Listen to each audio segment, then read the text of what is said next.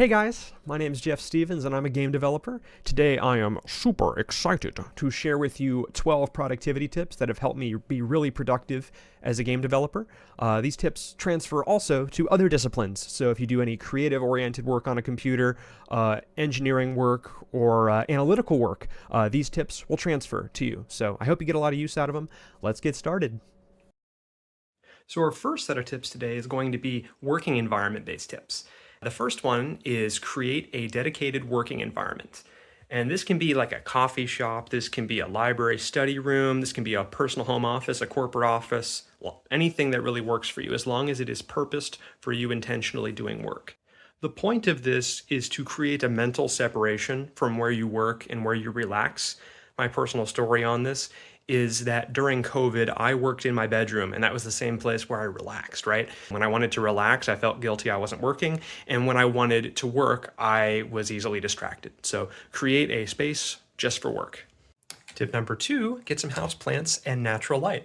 So the reason why this all translates into better productivity is because you have more satisfaction with your work environment. You're more comfortable. The air quality is better. You need natural light as a human, right? These plants, get plants that look like that. Very cool plants. And then let some light in, be near a window. There was a study that found that a business, when they added indoor plants to their office, increased worker productivity by 15%, which is really cool. Another study found that workers in daylight office environments reported a 51% drop in incidence of eye strain. Very important if you're on the computer all day, right? And a 63% drop in incidence of headaches and a 56% reduction in drowsiness. Very desirable things, all from just getting some natural light.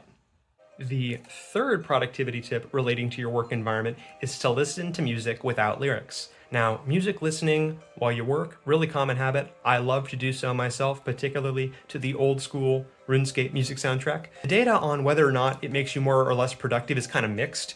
One study says that it doesn't really have an impact on productivity measurably at all, and another says that 90% of people who listen to music while they work are more productive. As long as it really makes you more comfortable and increases your workplace satisfaction, go ahead and listen to music.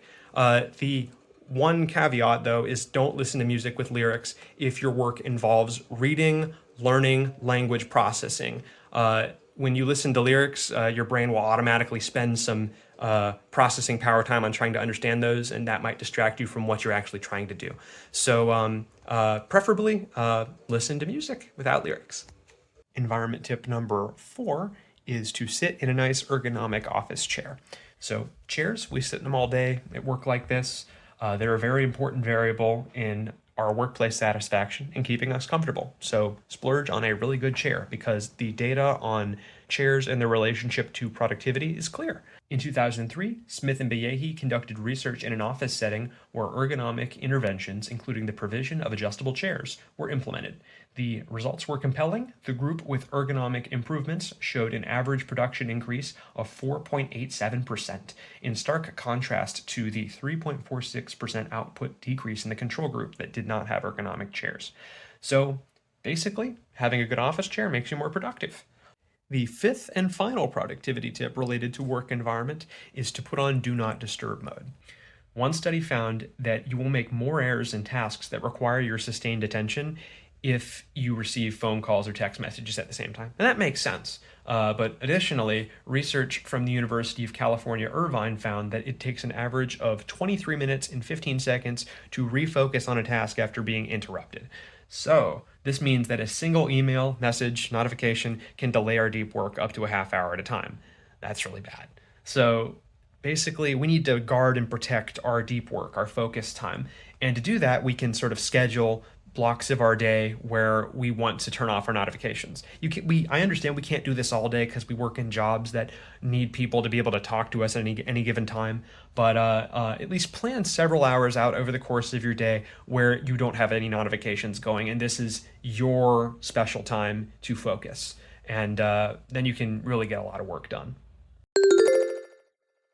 Schedule your day in blocks. The goal here is to schedule your workday in blocks of time that are simple enough to stay honest with and also give you the time you need to make purposeful progress. The strategy here is inspired by the modern author Brandon Sanderson, who schedules his work in 2 4-hour blocks during the day. And he is highly prolific. He's an example of someone who consistently produces high quality work, and there's kind of memes about him how productive he is. So a good role model for your work schedule and for work ethic is Sanderson. He has a video about his productivity and how he gets his work done. I have it linked. You should check it out. And yes, to go on to my next point here, he schedules physical activity, socialization, and sleep into his schedule as well, and he's still very productive. We might think we don't have time for these things, but the majority of us actually do, and we should make time for them. Game dev Jonas Taroller says that you can view yourself as a factory that produces the game, right? As a game developer, or whatever sort of profession you have. You mentally create the product. Your creativity creates the product. A factory needs to be well maintained and have good machinery to produce good products. If you view yourself as a factory, what do you need to do to maintain yourself and to keep your machinery operating well? That's exercise, socialization, and rest. You need those things to maintain your creative mental factory. He has a video all about this. Watch it. It's very good. So first on to exercise. I'm going to convince you to exercise if you're not exercising already. People who exercise are up to 129% more likely to feel productive than people who don't. Up to 42% of people who exercise report lower levels of stress during work. That's awesome. Please exercise. Socialization. Concerning social relationships with coworkers, one study says that there is a direct and significant positive correlation between socialization and productivity. And in another meta-analysis states that social connection has substantial positive impacts in many categories of health, from weight management, diabetes, cardiovascular disease, cancer, and depression. So yes, just good overall for you, and that's going to keep you more engaged at work. Lastly, sleep. Sleep is something we know we all need, but the workaholics among us unfortunately wear their lack of sleep as a badge of honor. So despite this, just spending more time working instead of sleeping is actually not helpful towards your goal of being more productive. Studies have found that people who sleep 5 to 6 hours a night are 19% less productive than people who sleep 7 to 8 hours a night. Catching less than 5 hours of sleep a night bumps your productivity down by 29%. So please get some sleep. It'll help you get more work done. Next work schedule tip: crunch doesn't work in the long term. If you don't know what crunch is, bless your heart. Crunch is a common phenomenon in the game industry where studios will mandate a period of increased working hours, and this allows studios to squeeze more work into shorter periods of time. However, productivity per hour actually begins to degrade with overworking employees, and this can lead to severe health problems like burnout. Not good. Now, somewhere between 4 days and 2 months of crunch, the gains of additional hours of work are negated by the decline of hourly productivity. Consistency beats intensity is one of my favorite axioms regarding something like this. More than a century of studies show that long-term useful worker output is maximized near a 5-day, 40-hour work week. So if you are going to crunch, please only do so for a reasonable amount of time and take all the time you need to recover afterwards. Hey guys, so I'm here on a walk right now, and it's to illustrate the next tip that I have for you guys, which is sometimes it is more productive to take a break than it is to keep working. So go on walks, and I'll illustrate this. I'll show that there's proof to this by telling you a story. So in the early 2000s in the United States of America, there was a new law, I think it was No Child Left Behind, that put more emphasis on schools' test scores. And schools, in response to that, they in order to receive funding, in order to be judged well, some of them cut recess in favor of a test prep period. And some schools kept recess. Now, think to yourself, I'll ask you this question: which schools do you think did better on the standardized tests?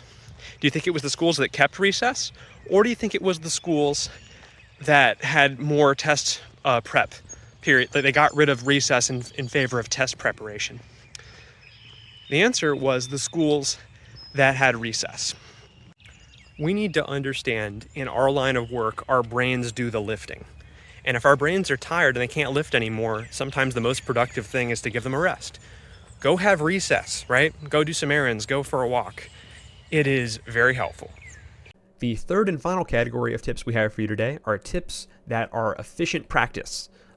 These are tips that you can apply actively during your day while you're making decisions as you work that are going to increase your output and decrease your workload. The first one is to use well-supported and documented software and tools. So no matter what software and tools you choose to use, you're always going to have problems or questions. So choosing tools that are popular and have good documentation will typically mean that there's a higher likelihood of your question being answered in the documentation or people being around to help you. Getting stuck on a problem with a badly supported tool or a piece of software can end up being a huge expense in working hours as you try to solve the problem yourself or as you try to decipher bad documentation. So just don't choose to do that. Choose to use the widely supported good stuff. Next tip, stand on the shoulders of giants. If someone has made a free asset, library, or tool that you can use for your game and it works for your purposes, it's just a huge win for you to use it right away and immediately save the time and money it would have taken you to make that asset, library, or tool on your own. And there's no shame in doing this. Some people feel like they aren't real game developers or programmers if they don't make everything on their own because they saw Toby Fox do everything on his own and they want to be like him. There's no shame. Tons of people, even at like big AAA studios, do this. They use assets that from libraries that they have not made. Please use these assets and tools and libraries when you can. It will save you time and money. Stand on the shoulders of people who are smarter than you or more skilled than you in certain areas, and that let you use their work. If you're not convinced already, you're using a computer to make your game. You didn't invent the computer. So it's okay to use other people's work to make your stuff. Do not rely on AI, but use it as a tool. So at the time of creating this video, AI is really good. It's super powerful, and it can be used to help you quickly write, debug, and solve problems when you're working. A study found that the use of AI tools, in particular GitHub Copilot, increases the weekly task completion rate of software developers by 26%. That's super good, wow. So use GitHub Copilot. Despite this, I do not recommend using AI as a crutch to directly write lots of production code. You need to maintain a personal understanding of how your game works, and if you lose that, you're kind of messed up, you're screwed. A good way to view AI is like a next generation version of like Stack Overflow or tech support forums. It's good for trivial questions and getting opinions on debugging or maybe seeing some documentation that was kind of hard for you to find. Even when you use AI for help when programming or we're working on your game, please continue to support human artists and composers. They are the heart and soul of our games. So keep that heart and soul. All right, last tip of the day today is to use the power of caffeine judiciously. Coffee, tea, and other sources of caffeine can be great ways for you to enter a state of deep work. A review of several studies on caffeine reports that across a wide array of circumstances, moderate doses of caffeine, anywhere between 32 to 300 milligrams, can improve vigilance, learning, and mood.